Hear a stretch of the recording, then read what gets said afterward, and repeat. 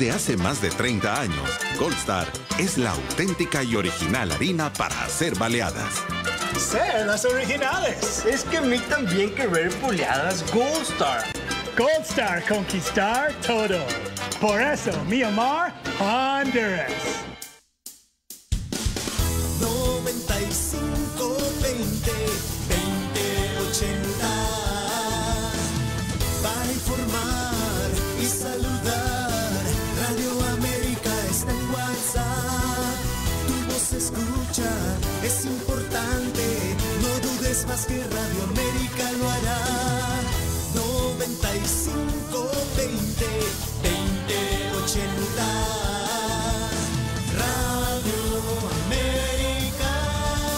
Comunícate con nosotros. Radio América. Óiganme, señoras, les vengo a contar que en todas las filas no puede faltar un producto nuevo y muy especial y que a ustedes les va a encantar. Al mercado ya llegó, la gran barra ya llegó. Al mercado ya llegó, la gran barra de Centella Campeón, que rinde más y tiene estilo porque ya se vino y gusta más. La gran barra de Centella Campeón de ahora en adelante será su jabón preferido. Prueba el renovado Centella Limpieza Profunda y su nueva variedad Fragancia Frutal. En Radio América la información es siempre visible. Suscríbase en nuestro canal en YouTube Radio América HN. HRLP Radio América, la voz informativa del pueblo. 94.7 FM, Juticalpa. Radio América.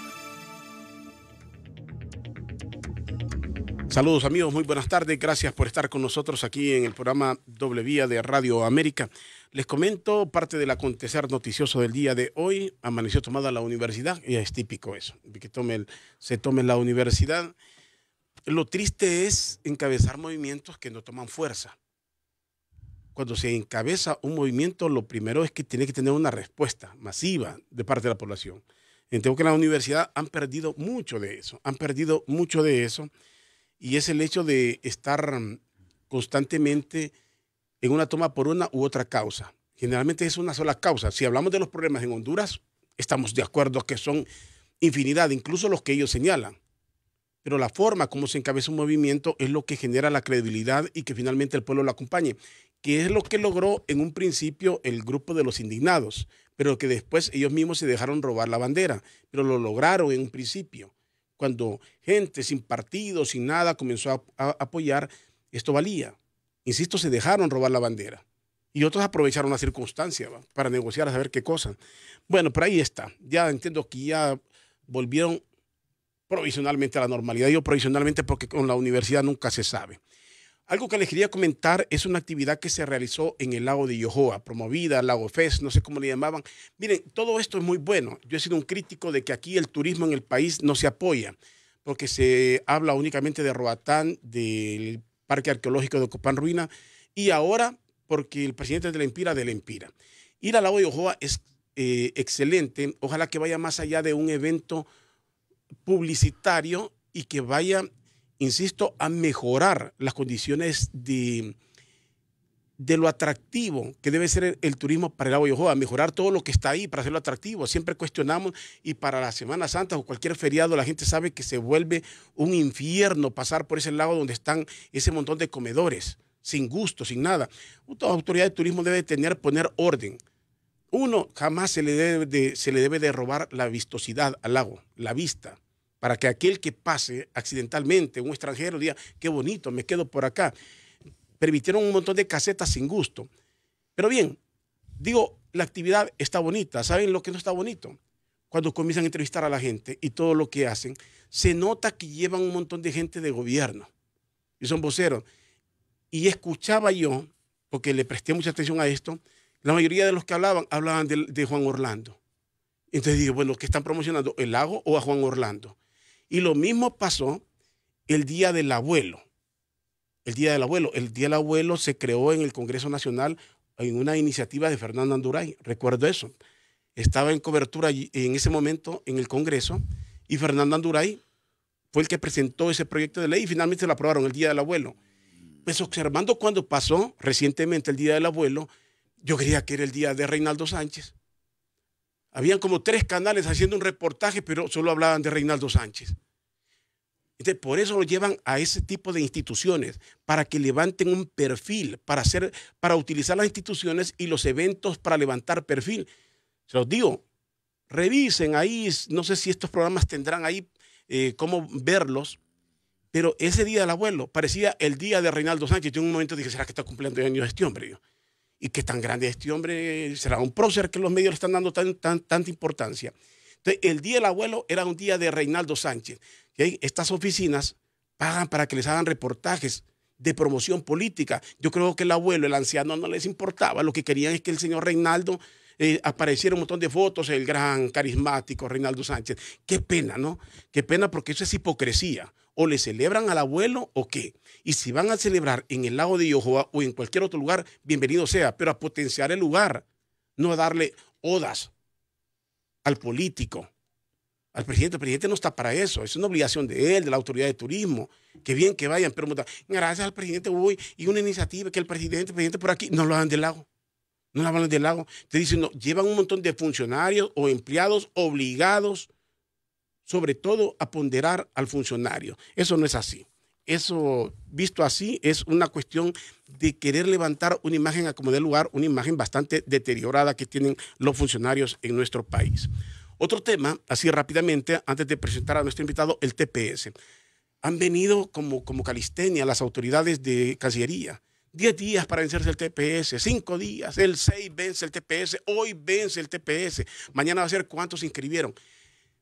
Y que corra la gente al TPS. Mire, el que está con el TPS en los Estados Unidos, si no se inscribió es porque no quiso.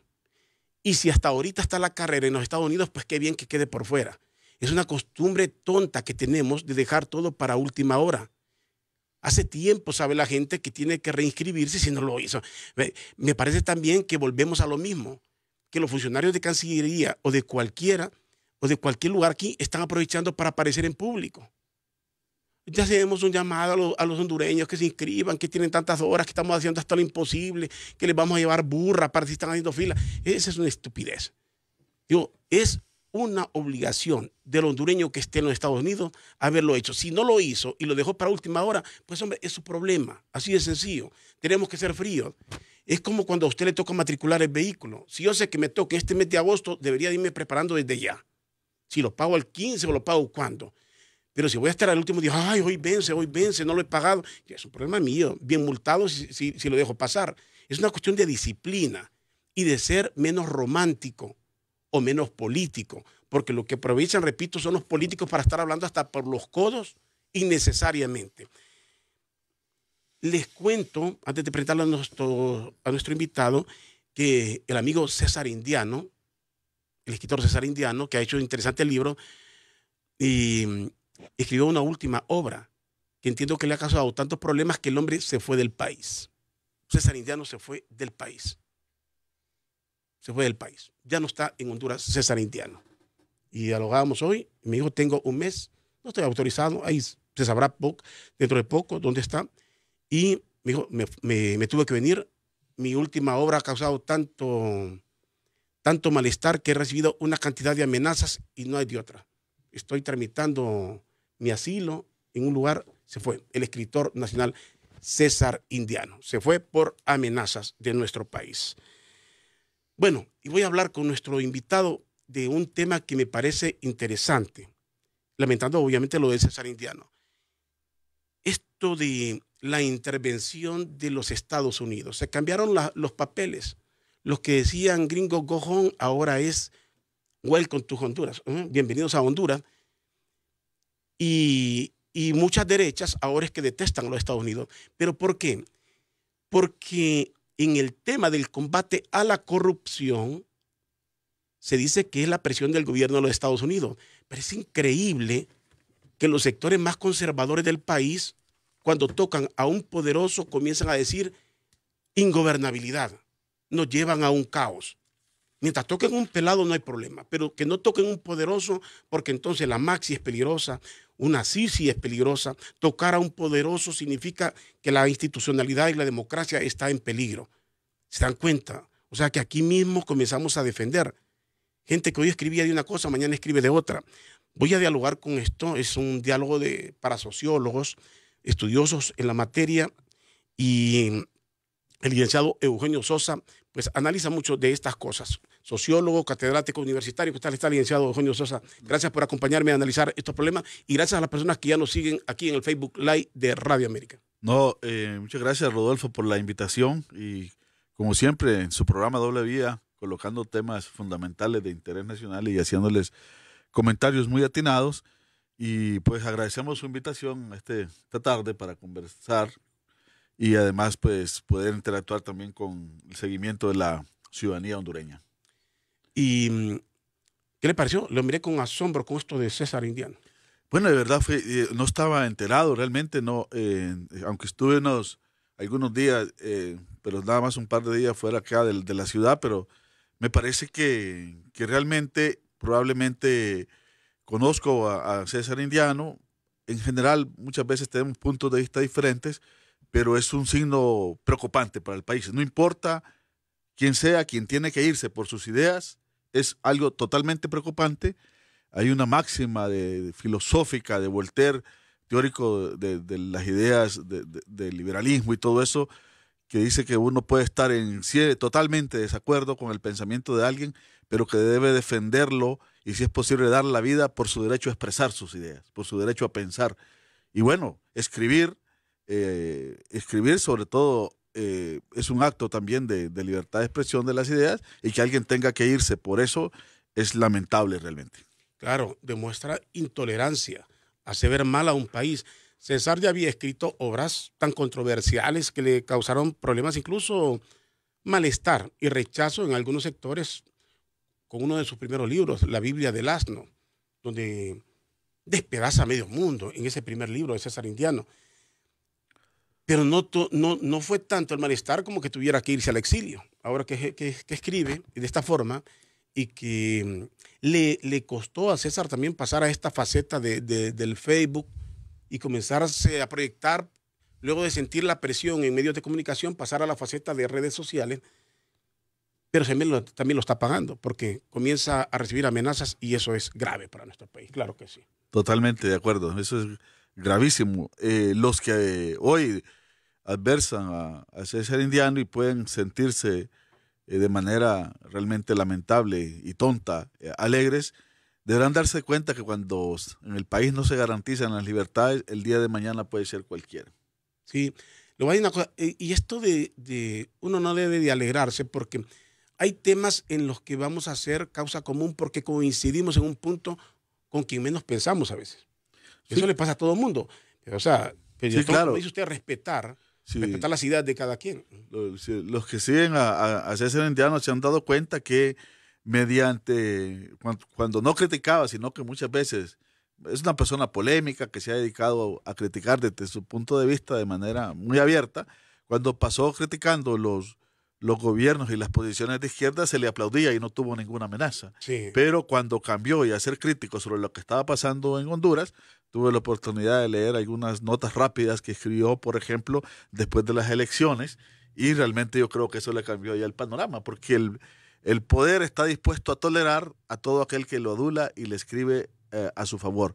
Pero cuando empieza a moverse, aún los que le han escrito a su favor, de manera a criticarle o a hacerle ver algunas verdades, eso se vuelven totalmente intolerables.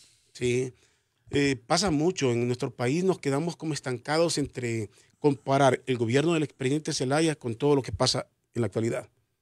Entonces, hay un sector bien conservador que bienvenida a toda crítica a aquel gobierno y rechazo a cualquier crítica en lo actual, cuando uno debe ser de una línea muy pareja. No se trata de ideologías en esto. Fíjese que la líder mujer alemana comunista Rosa Luxemburgo decía que lo fácil era darle libertad de expresión a los que piensan igual a nosotros. Eso es fácil, perfecto. Lo realmente responsable y necesario y verdaderamente democrático es dar libertad de expresión a los que piensan totalmente diferente o relativamente diferente a uno. Y fíjate que a mí, ¿sabe qué me interesó? En cierto momento, hablando de esto, en un escrito de Mario Vargas Llosa, que hace una referencia que hay una tendencia que el escritor, el analista, tiende a tener ideas socialistas, revolucionarias. Hay una tendencia en esto, ¿verdad? Bastante, sí. Bastante, dice. Pero cuando llegan a los gobiernos totalitarios, cuando llegan esos mandatarios, son de los primeros perseguidos. Son de los primeros perseguidos. O sea, ya los gobiernos o los que simpatizaban no toleraban la crítica a las dictaduras, a quien estaba antes que ellos, pero ya en su gobierno ya no tolera, ya que el escritor ya no es bien visto. Y son los primeros perseguidos, algunos de ellos. Bueno, fíjese que me da la oportunidad una persona que conozco y que he estado compartiendo porque es un sociólogo, Oscar René Vargas, de Nicaragua, colaborador y miembro activo del Frente Sandinista, colaborador de Daniel en muchos de los gobiernos, hoy está huyendo porque tiene órdenes de captura. Bueno, Carlos Mejía Godoy se acaba de ir de Nicaragua, y usted sabe que escribía Carlos Mejía Godoy y hasta su música siempre fue... Carlos Mejía Godoy fue fundamental en la concientización de la lucha antisomocista y incluso en la insurrección sandinista contra el régimen. Se atrevió, llevó tanto su compromiso con la música que incluso se atrevió a escribir LP, como se decía en aquel tiempo, los long play, como guitarra armada, que era prácticamente un instructivo de cómo levantar la insurrección, ¿no? Hasta ese nivel. Pero mire la situación de él hoy, ¿no? Totalmente lamentable. Que verdaderamente Carlos Mejía Godoy es prácticamente símbolo de la identidad de Nicaragua, ¿no? Por todo lo que le ha cantado a esa patria y que lo que ha cantado al pueblo nicaragüense. Y le pasó al boxeador Alexis Argüello, siempre en Nicaragua. ¿Recuerda usted que en una de sus peleas apareció con la bandera del Frente Sandinista? Sí, y luego fue confiscado, sus bienes fueron confiscados. Al llegar a ese gobierno le confiscaron todos los bienes. Totalmente, y también una muerte polémica, la de Argüello, junto con la de uno de los opositores demócratas importantes que murió. Probablemente le pudo haber dado un rumbo importante a Nicaragua, que fue Herty Lewitz. Fue uno de los candidatos que lamentablemente justo en una de las contiendas electorales murió y no pudo competir en los procesos electorales.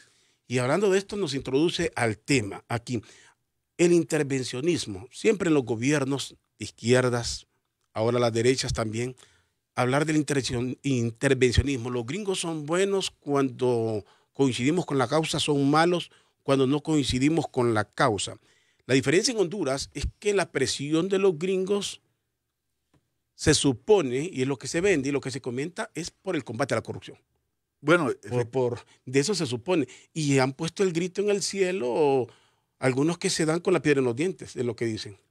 Totalmente. Yo creo que hay que colocar por lo menos unas 3 ideas básicas para poder tal vez conversar más sobre este tema y que lo entienda la ciudadanía y luego ver este comportamiento de los actores nacionales. Primero, hay que entender que Estados Unidos maneja una política exterior bastante pragmática en función de sus intereses. Entonces, es claro que en varias ocasiones se vuelve totalmente tolerante, se ha vuelto tolerante ante regímenes dictatoriales, poco democráticos y muchos de ellos también involucrados en corrupción. La pregunta de hoy es por qué este tema de corrupción en Honduras y también no solo en Honduras, sino en los países del norte de Centroamérica.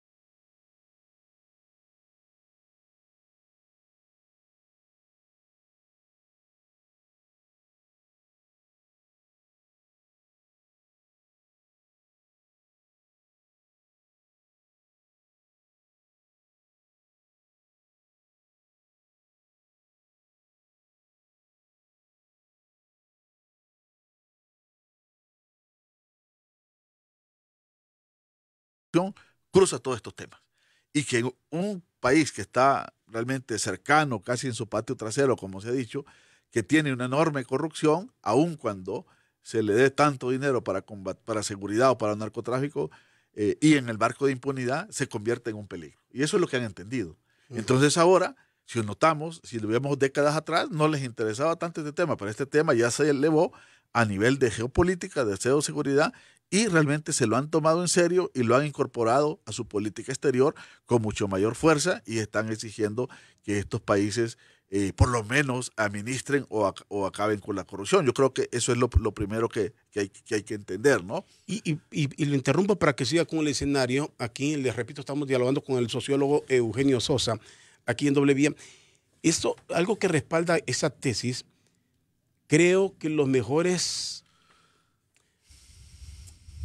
mejor fuente de información que puede tener el gobierno de los Estados Unidos o un presidente en aquel país no es un informe que dé el mismo gobierno o alguna ONG, la dan los migrantes. Cuando ven los migrantes y le preguntan por qué quieren estar a los Estados Unidos, dicen que huyen de la pobreza, inseguridad, falta de oportunidades, no hay trabajo. Eso lo dice todo. Totalmente. Ahí les está dando las causas. Y te digo, no es un informe de una ONG, ahí están las causas. ¿Por qué se va la gente huyendo? De inseguridad, no hay trabajo, no hay oportunidades de nada. Claro, entonces los Estados Unidos se ha preguntado, ¿no? Nosotros tenemos un enorme problema de entrada de droga, pero sobre todo también el tema migratorio que le han dado peso. Pero este problema se genera en países de afuera, ¿no? Por lo menos el tema de migratorio, sobre todo el que acaba de mencionar con todas estas características. Bueno, este problema viene de afuera y nosotros lo estamos considerando casi como un problema nacional, ya doméstico. Entonces la pregunta es, ¿y por qué esos países no paran la migración si hemos invertido tanto durante tantos años? Entonces ahí viene el tema de los asesores más recientes. Dicen, mire, el problema ahí es que usted puede seguir dando millones de dólares, pero si usted no combate la corrupción y la impunidad, esos países van a seguir siguiendo una amenaza porque no va a resolver esos problemas, no le van a dar oportunidades a la gente, pero además, tarde o temprano van a permitir que prolifere el narcotráfico, que los capos vuelvan a crecer otros, aunque extraditemos, no vamos a terminar nunca de extraditar, porque van surgiendo otros cabecillas del narcotráfico, y ese es un tema que no vamos a terminar. Entonces entonces coloquemos la corrupción en un sitial importante, casi al mismo nivel, yo diría que al mismo nivel de crimen organizado, de narcotráfico y de problema migratorio. Ahora, pero está generado una serie de reacciones en el país, porque están tocando, para tocar el tema del combate a la corrupción, una cosa es el robo, la delincuencia común, y otra cosa es la corrupción que genera pobreza. Y esa corrupción tiene que ver obligatoriamente altos funcionarios, empresarios, todos los que se involucran en estos escenarios. Ahora que van detrás de esta gente, hay un rechazo total. Y han comenzado a salir voces, hay reuniones de emergencia, se reúnen estos, le comienzan a decir que el país no se va a gobernar, que estamos llegando a una situación de crisis. O sea, solo tocar un poderoso y le comienzan a pintar un cuadro dramático. Mientras toquen a los pelados nada pasa, pero tocan a un poderoso, a un político de renombre, entonces aquí el panorama es que vamos hacia el infierno. Esa es la reacción que estamos viendo en este momento. Sí, ahí hay varios elementos. El primero es que hay un discurso nacionalista, ultramontano, un ¿Nacionalista de nacionalidad o de partido? De nacionalidad. De nacionalidad, un discurso nacionalista, hipócrita también, que después de que para todos se aplaude la presencia de Estados Unidos, se le da permanentemente gracias, además de que Estados Unidos siempre ha tenido una influencia muy grande. Hoy, cuando está tocando tema de institucionalidad y tema de corrupción, lanzan el grito de una soberanía, por eso es que decía la idea del nacionalismo del país, de una soberanía, y casi solo falta que se declaren que son también antiimperialistas, ¿no? Y lanzan ese grito y empiezan a aclamar que se respeten las instituciones. Y este discurso no es solo de sectores de nivel medio, sino que recuerde que las primeras embestidas de la MASI las dio el mismo presidente del Congreso Nacional y el presidente Hernández, cuando Jiménez Mayor, que era un vocero que salía muy de frente a decirle cosas, le empezaron a decir, una de las primeras crisis era que respetara la institucionalidad y que los hondureños íbamos a decidir las cosas por nuestra propia cuenta, aun cuando la MASI ya estaba instalada. Y le estoy mencionando esto cuando todavía no había presentado ningún caso de manera fuerte y directa como los que se presentaron después.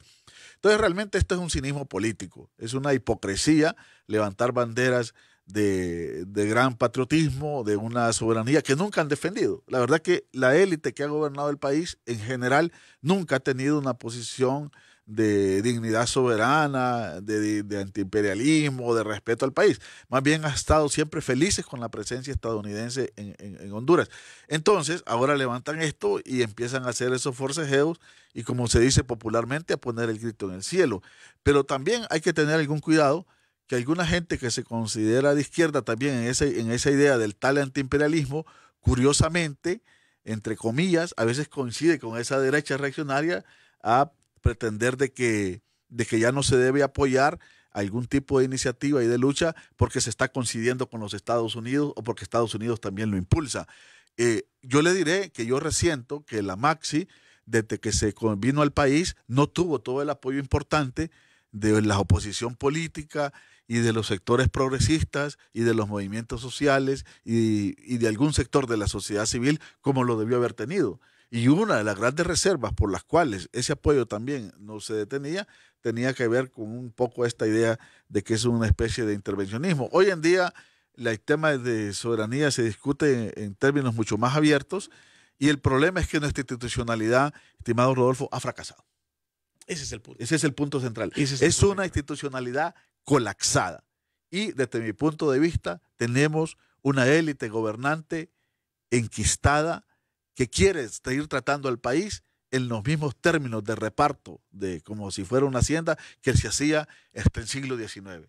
Fíjese que el intervencionismo, lo lógico es la autodeterminación de los pueblos. Eso es lo que debe de prevalecer. Pero usted dijo algo fundamental, la institucionalidad falló.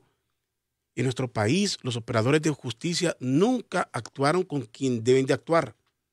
Cuando se hablaba aquí de las maras, para el caso, se decía, se captura al brazo operativo, no al cabecilla, que ahora es una presión desde afuera para ir más arriba del brazo operativo.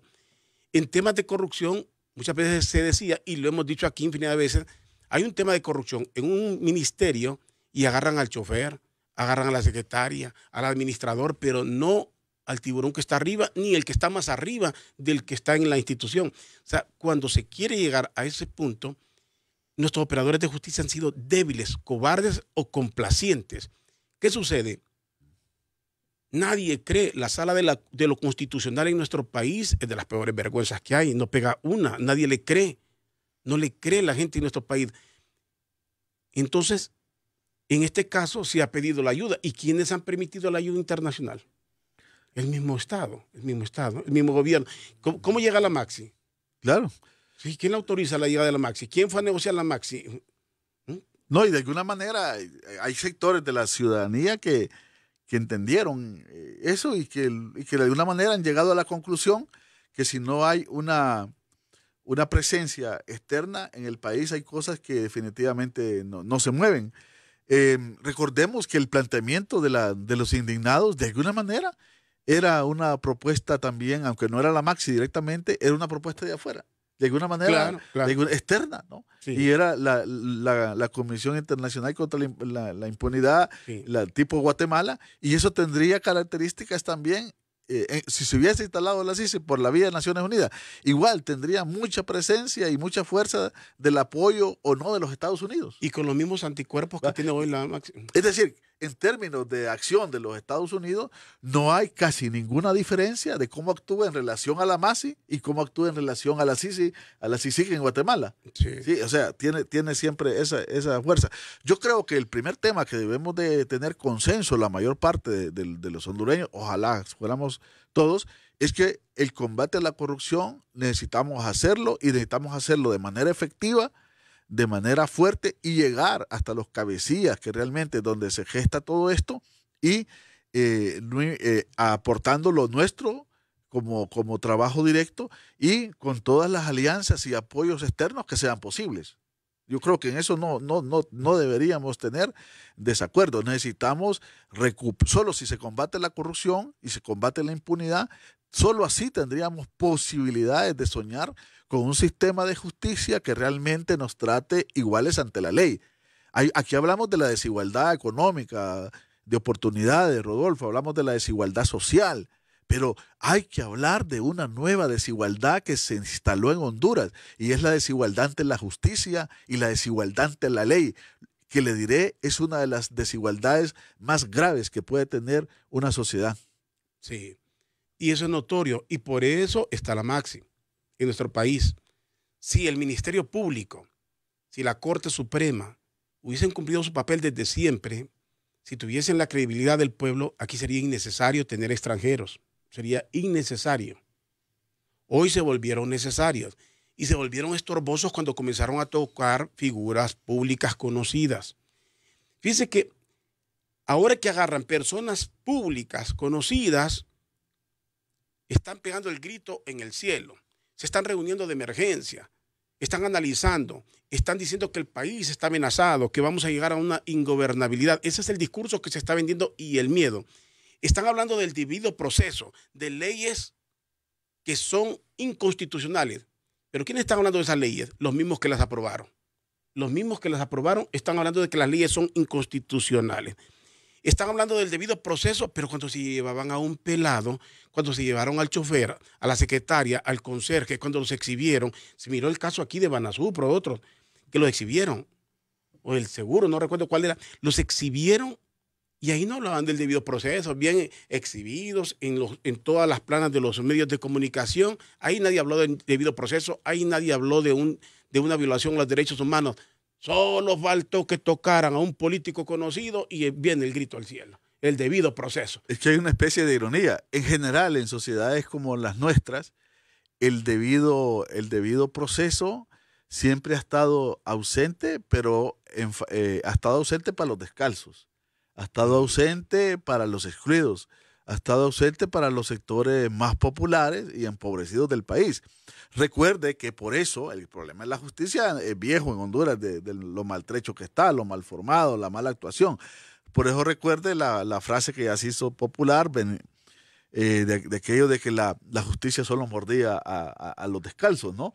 Se inmortalizó don Crescencio Arcos. Sí, entonces, esa frase que se volvió pues tan famosa tenía que ver con esa dificultad que tenía la justicia para tocar a sectores que estaban desprotegidos. Y en aquel tiempo, mucho de esa no tocar a ciertos sectores, cuando lo lanzó Arcos, se refería básicamente a que habían la imposibilidad de tocar el tema de los militares.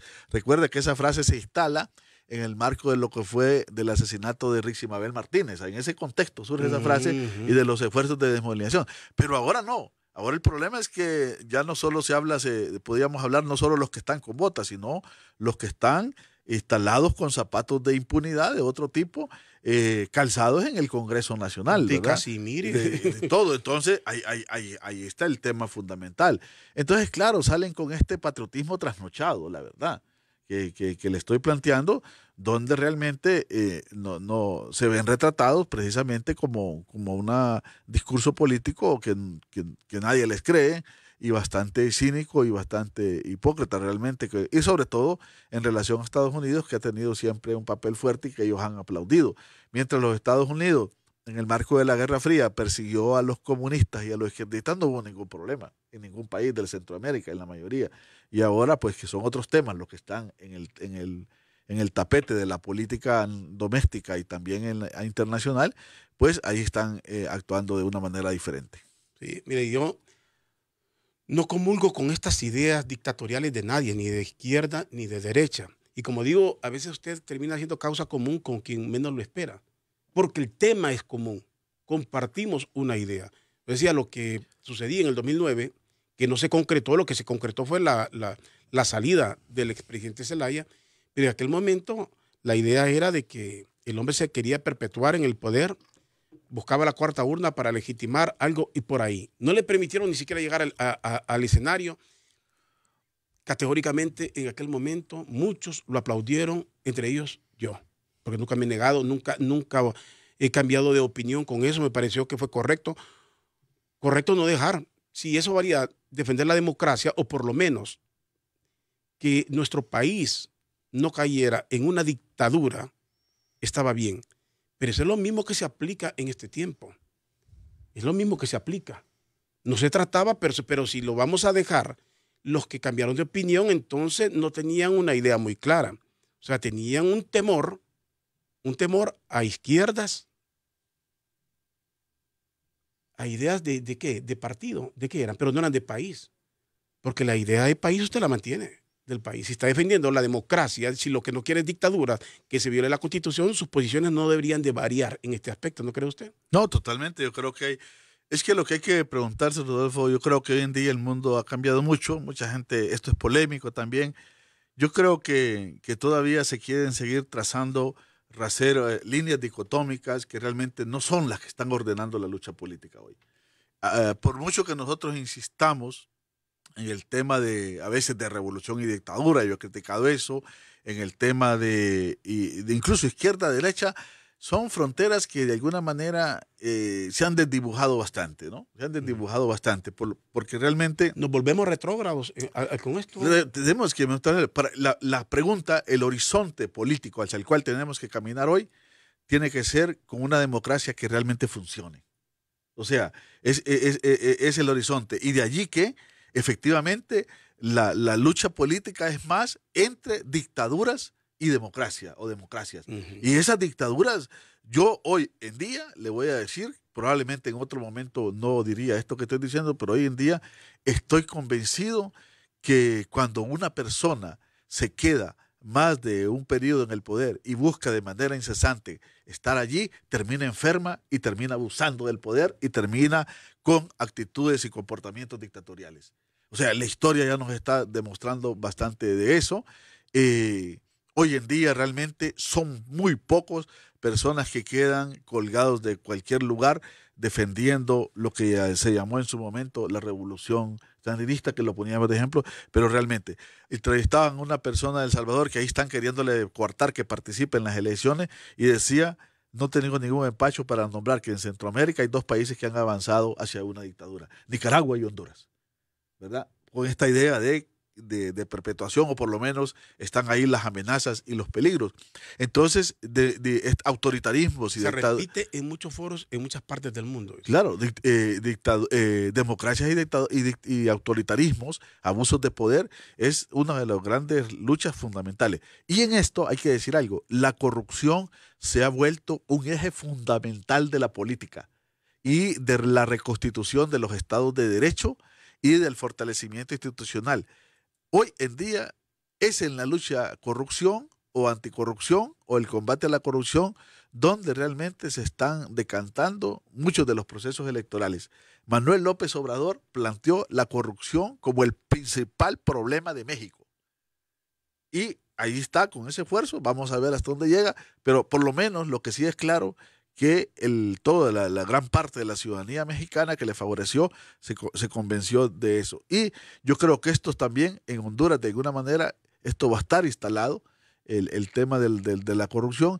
Y yo creo que estos grupos que hoy se resisten, tarde o temprano, van a llevar realmente una derrota en todos los sentidos. No solo una derrota política, porque tarde o temprano van a tener que dejar el poder, sino que hay una fuerza que se está constituyendo, un discurso internacional, y aunque todavía la gente se desanima porque no se da realmente el logro como esperábamos que se diera unas investigaciones a fondo, nos falta mucho que avanzar, pero tarde o temprano yo creo que van a tener que rendir cuentas y probablemente deberían de entenderlo y actuar de otra manera. Pero ¿sabe cuál es el problema, Rodolfo? Que cuando estas personas se ven que la justicia se acerca, empiezan a hacer cosas que los cometen en delito sobre delito.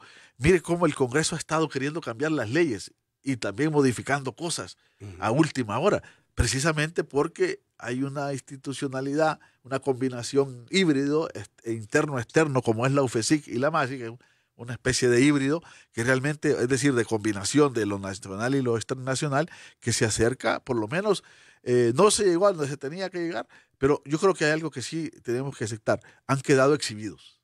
Claro. Han quedado exhibidos y se ha tenido que decir en público, como lo decía hace unos días un amigo, han tenido que decir en público por la fuerza de la MASI, de la Embajada de Estados Unidos, lo que en privado aquí se platicaba en varios despachos. Porque yo creo que va a estar de acuerdo conmigo que muchas de las personas que hoy en día están encausadas por corrupción, muchos de los nombres que hoy en día han sido extraditados, uno cuando platicaba tomando un café o tomando una cerveza en un bar, allí eso se sabía. Siempre se supo. Y hay nombres, estoy de acuerdo con usted, muchos de los nombres que están ahí, la gente los venía mencionando en uno u otro caso, años. Y hay otros nombres que se mencionan en cada diálogo. ¿Y por qué no fue a fulanito o a sutanita? O sea, y eso, por donde uno vaya, que sabe, óigame, pero a sutana no le dicen nada, pero a fulano no, y fulanito en tal lugar. O sea, sí tenemos nombres aquí que todo el mundo, usted está en lo correcto, que todos lo hemos escuchado por tiempo, ahora es oficial. ¿Sabe que llegué yo al convencimiento cuando empezó a destaparse todo esto de las extradiciones y todos estos casos de corrupción, y que uno, desde mi perspectiva, lo que se confirmó era el sentido común que estaba ya instalado en la gente, el conocimiento popular. Sí. Si quiere usted, la especie de rumor que todos escuchábamos, pero que nadie se atrevía a mencionar, se ha ido confirmando. Casi no hay, por lo menos de los casos más sonados que han tenido que comparecer ante la justicia de Estados Unidos, casi todos eran objeto de mención en espacios privados o en espacios de esparcimiento. Dice que decía, aquí hay grupos que andan asustados por lo que va a pasar. A mí alguien me decía, ¿se puede imaginar si llaman a todos los diputados, si se van 60, ¿en qué queda nuestra institucionalidad? El Congreso se queda vacío. Bueno, se queda vacío si son culpables, decía una, pero se queda vacío si les comprueban un delito. Porque si no se los comprueban van a tener que regresar. Esperando que a nadie le hagan favor. Se trata de que corrijamos el país. O sea, pero entonces vamos a avalar para que el Congreso no se quede vacío. Tendríamos que avalar y hacernos los ciegos, los mudos y los sordos para que no se deshaga nuestra institucionalidad. Vea la enorme contradicción. ¿Queremos corregir el país o no? Entonces le están vendiendo. ¿Realmente está en peligro la institucionalidad de nuestro país? Sí, que usted está tocando un tema clave, Rodolfo, y nos da para esta reflexión. Hay casos, no en todos, hay casos que realmente la institucionalidad se deteriora tanto, se contamina tanto, colapsa, que usted solo tiene como opción rehacerla, renovarla casi totalmente. Es como cuando va alguien a evaluar alguna construcción que usted tiene y le dice, no, mira, esto ya no te aguanta. Esto tenemos que cambiarlo casi todo, ¿no? Sí. Porque ya lo que le hemos evaluado es que... Quitarme esa lámina, no, tienes que quitar el techo. Tienes que quitar el techo porque si lo dejas así, va bien, el costo va a ser el doble. Sí, vas a gastar más. Va a ser el doble. Vas a gastar más y además corres peligro, el riesgo. Yo creo que así estamos en la institucionalidad hondureña. ¿Y sabe qué? Entonces hay un discurso peligroso, que yo lo he conversado ya en varios espacios, y es el siguiente, que la institucionalidad puede estar tan podrida, pero hay un discurso que dice salvemos la institucionalidad.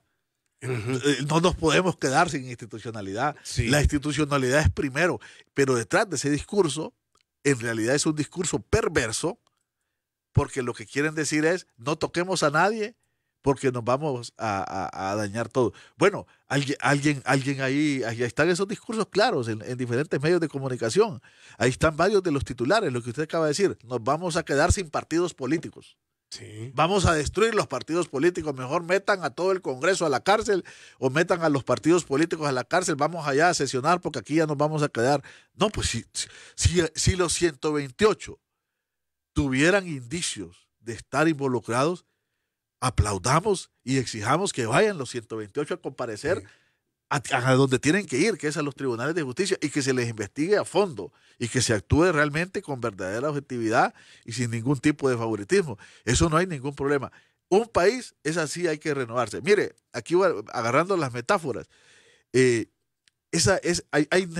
necesario a veces que la renovación de ciertas instituciones pasa parecido al cambio de cuero que hacen las serpientes, que lo tienen que botar todo para tener uno nuevo y realmente remozarse y poder seguir viviendo, porque si no lo botan todo, no pueden seguir viviendo, tienen problemas. Entonces, así estamos en alguna manera en ciertas instituciones, y por eso cuando solo se le meten pequeños cambios, pequeñas reformas, rápidamente se obstruyen, o lo peor, ¿no? Sino que más bien retrocedemos, porque a veces con ciertos cambios que se quieren hacer en el Congreso, y los que se han intentado y otros que realmente se han hecho, como esa reforma de la ley de presupuesto, eso son retrocesos brutales. Y uno se queda pensando realmente si es que uno qué es lo que le pasa, porque después de esos retrocesos brutales, a mí me ha impresionado cómo tienen la frescura de ir y pararse frente a una cámara de televisión o frente a un micrófono y decir, es que no, lo que estamos haciendo más bien es mejorando el combate a la corrupción. Bueno, y eso es terrible, ¿no? Sí. Y vuelvo a repetir la institucionalidad está en peligro si se comprueba que todos cometieron delito. Pero con un señalamiento a usted lo pueden llamar. A uno lo pueden llamar. Si le comprueban, entonces ¿qué le va a hacer? Si le comprobaron. Usted más bien usted estaba dañando la institucionalidad con sus actos de corrupción. Es correcto. Si usted la estaba dañando, pero si usted demuestra que es inocente, entonces vamos salvando siempre. Además, mire, las instituciones, los sistemas, estos son sistemas institucionales, están conformados de cierta manera para que esas cosas puedan pasar y la sociedad pueda seguir subsistiendo. Por eso hay suplentes en todo lado. Claro, ¿verdad? así es. Si un congreso se tiene que ir casi, como se dice, completito, pues bueno, llegarán suplentes. Lo que sí es que Honduras todavía, yo estoy convencido que Honduras todavía no logra sentar precedentes significativos de combate a la corrupción, y mientras eso no pase, vamos a seguir siempre tropezando. Ahora, hay algo que se comenta mucho, y creo que usted también lo habrá notado, que se dice que hay una dedicatoria, si bien en el Congreso hay hechos anormales, o que se presume anormales, pareciera que hay una dedicatoria y no se entra en otras, no se abren otras puertas donde tienen que irlas a abrir y a buscar lo que ha pasado en el país. Están hablando del Poder Ejecutivo. Están hablando de que no se está llegando hasta el Poder Ejecutivo en muchas investigaciones. Bueno, yo creo que es un llamado de atención importante que está allí. Bueno, sin embargo, también hay una especie de entrelazamiento, creo yo, porque recordemos algo, ¿no? Que yo creo que allí donde se devuelve interesante el asunto, que por ejemplo el caso Pandora es una mezcla. Si bien es cierto, la mayoría eran del Congreso, pero eso tuvo un punto de entrada que fue el Ejecutivo de aquel momento, ¿no? Pasa que ahí yo creo que donde ha faltado, yo sí creo que hay una ausencia total de investigación, es en el Ejecutivo de los últimos 8 años, por lo menos. No de los últimos 8 años, de por lo menos del periodo 1 y de Hernández y el periodo 2, allí parece que no se ha ido a fondo.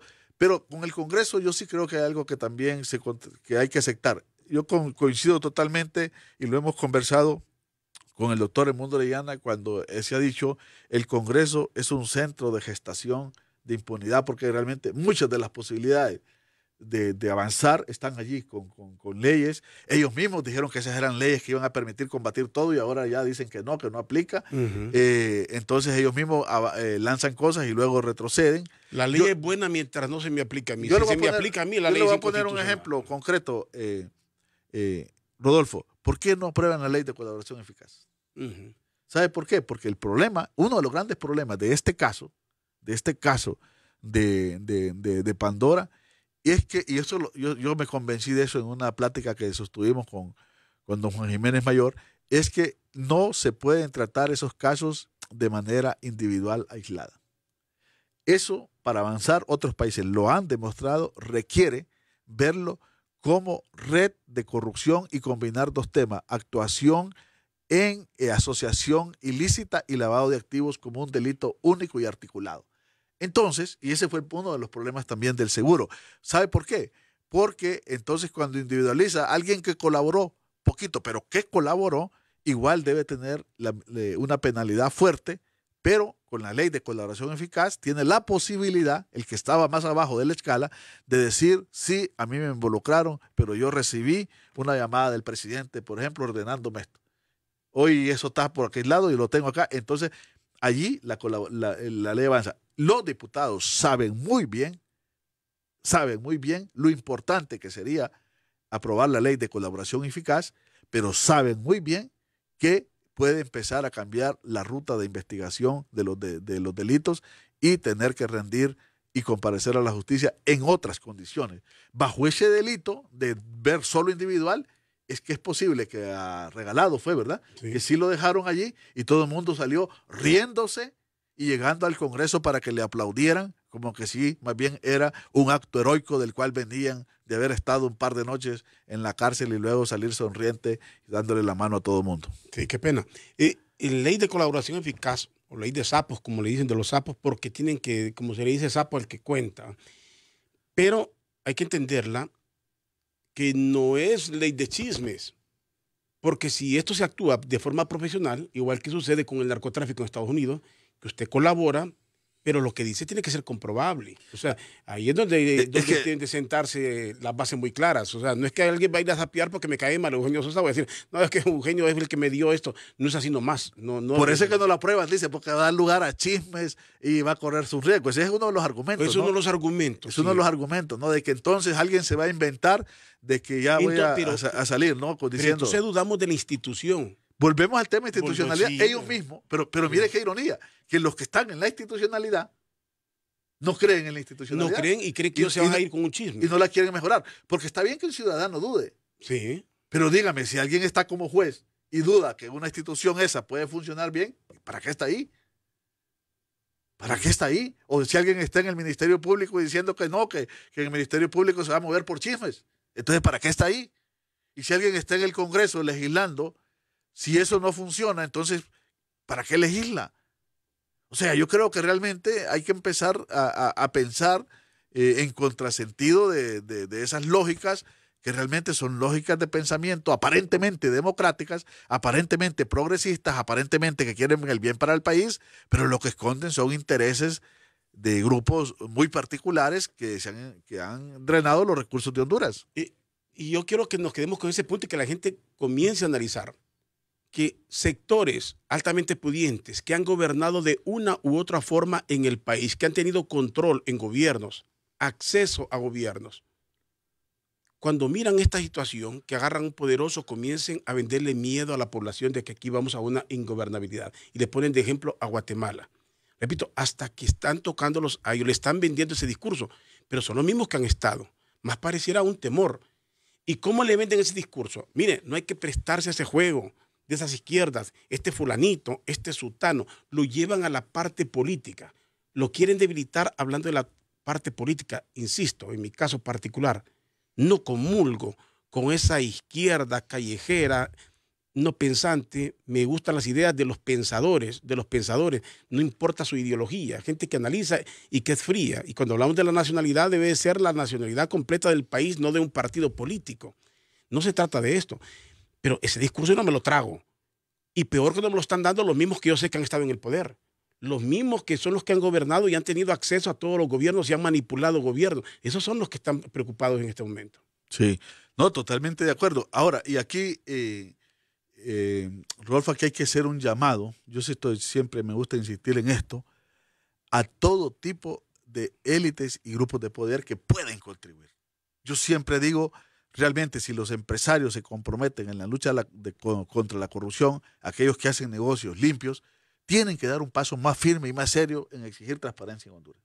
Así debe ser. Y igual lo creo desde los medios de comunicación, igual lo creo desde las jerarquías religiosas de diferentes tipos, que realmente silenciarse no le hace bien. No le hace bien. Ni silenciarse, ni en la autocensura. La autocensura, mucho menos alabar. Y peor la censura directamente, que venga de un gobierno o de una parte. O peor el aplauso, ¿no? Sí. Y la tolerancia abierta y casi apoyo incondicional. Necesitamos, hay una idea que en algún momento lanzó la CEPAL en la discusión sobre los climas para hacer buenos negocios, o en el buen sentido, ¿no? Y hay una frase que a mí se me quedó grabada en uno de los foros hechos por la CEPAL que dice: no puede haber de manera sostenida empresario exitoso en países fracasados. Cuando los países fracasan y las sociedades fracasan, tarde o temprano. ¿Cuántos se van del país?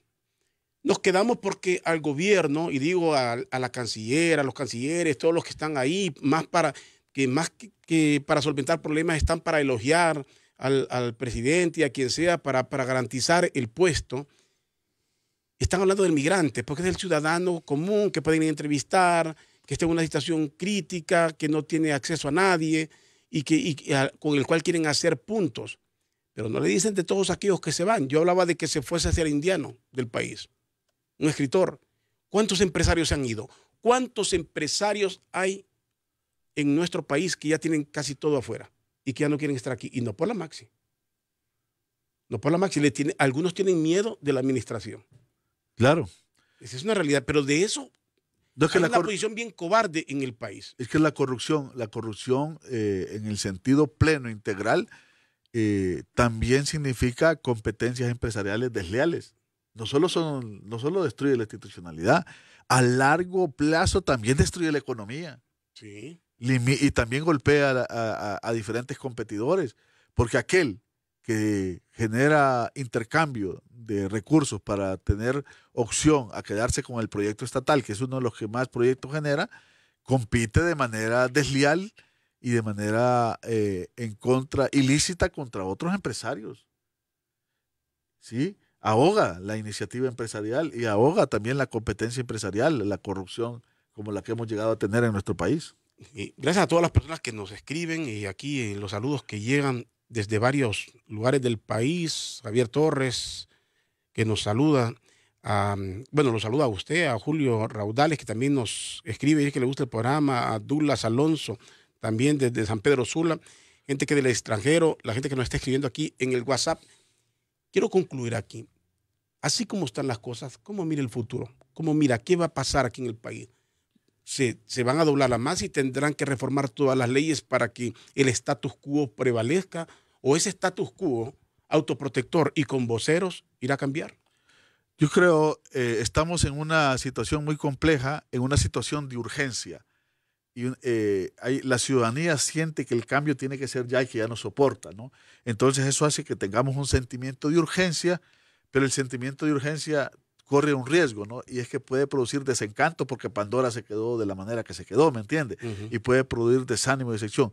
Yo creo que realmente ante eso yo digo lo siguiente: está costando, ninguna lucha contra la corrupción en ningún país ha sido fácil, cuesta mucho y a veces tienen que pasar cosas como estas, pero yo creo que estamos en un momento en que la sociedad hondureña, aunque lo aparente, o la ciudadanía no es exactamente la misma. ¿Y sabe qué? No es la misma. Yo creo que estamos en búsqueda permanente de un cambio. Y yo creo que ese cambio y esa búsqueda, tarde o temprano, la vamos a encontrar y se está buscando de manera permanente. ¿Y sabe quiénes son los principales protagonistas de estos y propagandistas? Los mismos que defienden el status quo. ¿Por qué Manuel López Obrador ganó entre muchas cosas en México? Quizás los mexicanos, ojalá que no, se puedan llevar una decepción. Pero el discurso de él iba contra ese sistema que tenía en México, corrupto, abrasador.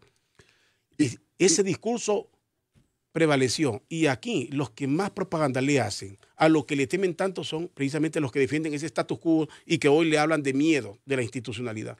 No, y además el PRI, que parecía invisible, los analistas, los mejores analistas en México están discutiendo hoy cuál va a ser el futuro del PRI, que realmente se quedó y en un proceso bastante fraudulento en la última elección, y eso lo llevó a donde están. Bueno, qué pena. Y esa es la situación donde están, y Manuel López Obrador está en México, sobre todo porque ese status quo lo hizo ser grande. Entre más lo persiguieron, más grande lo hicieron. Si aquí Salvador Narrala tenía seguidores, tuvo más seguidores precisamente cuando el status quo lo comienza a perseguir. Tal vez no es la solución, pero los pueblos, en ese caso, toman partidos. No, así es. Y recuerde que a López Obrador hasta lo que hicieron, lo que dicen en México, desaforar, que es inhabilitar, para que no compitiera y no pudieron, ¿no? Fueron acumulando muchos problemas. Gracias, licenciado Eugenio Sosa. No, gracias a usted, Rodolfo, por el programa. Siempre es un gusto y un placer poder conversar con usted y con su programa en este medio. Bien, y gracias a todas las personas que nos sintonizan aquí en WVIA. Me preguntan por el podcast. Bueno, hay problemas en el podcast, en la página de la radio, pero los programas están, entiendo, en el YouTube. Ahí quedan. Y si entran al Facebook, y ahí estos programas ahí están, en el Facebook de Radio América. Ahí los pueden buscar. Gracias a todos por sintonizarnos.